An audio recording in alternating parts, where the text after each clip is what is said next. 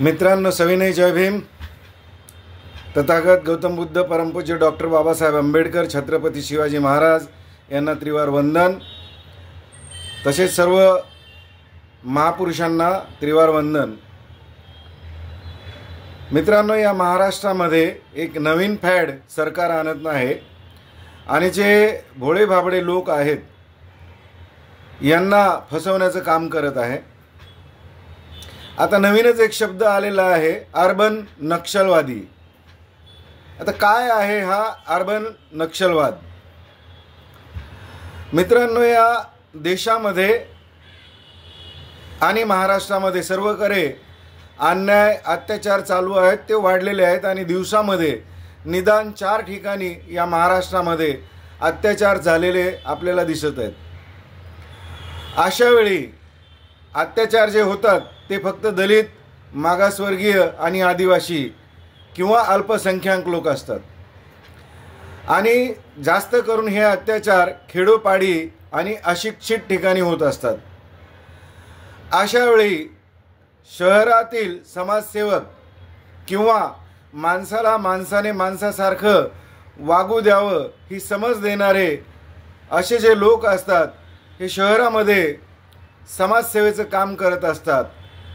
अशा लोकांना कळवळा येतो, दया येते आणि ते खेडोपाडी जाऊन लोकांना समानतेची वागणूक द्या असं जेव्हा लोकांना समजवतात, अशा लोकांना जे समाजसेवक असतात आणि खेडोपाडी जाऊन जे गरीब लोक आहेत, जे मागासवर्गीय आहेत, त्यांच्या पाठीशी जे खंबीरपणे उभे राहतात आणि सरकारला लढा देतात, अशा लोकांना सरकार आणि हे जातीवादी लोक अर्बन नक्षलवादी म्हणत आहेत.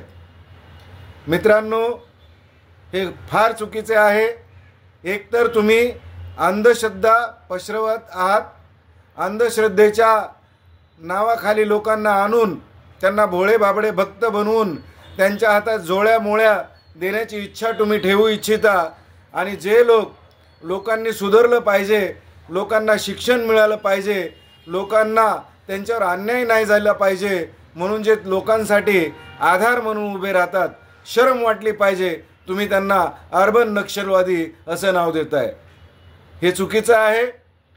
गरीब माणसांना, मागासवर्गीय माणसांना, अल्पसंख्याकांना मी सांगू इच्छितो, मित्रांनो, फार घातक परिस्थिती हे जातीवादी सरकार आणण्याचा प्रयत्न करत आहेत आणि हे जे अन्याय तुमच्यावर चालू आहेत हे कमी न होता उद्या वाढत जाणार आहेत.